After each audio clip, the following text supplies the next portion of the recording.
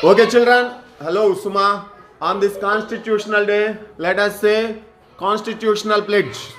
Okay, ready? I, as a citizen of India,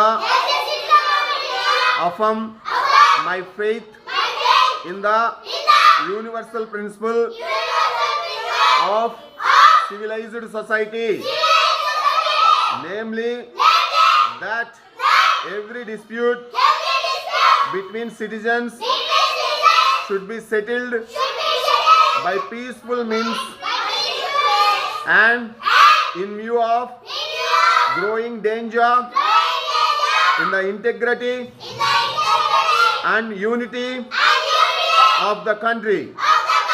I hereby pledge myself never to resort to physical violence in the case of any dispute, whether in my neighborhood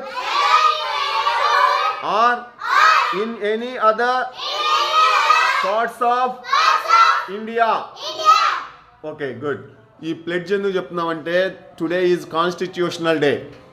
కాన్స్టిట్యూషన్ని మనం ఎందుకు ఏర్పాటు చేసుకున్నామంటే హింస అనేటువంటి దాన్ని అరికట్టడం కోసం.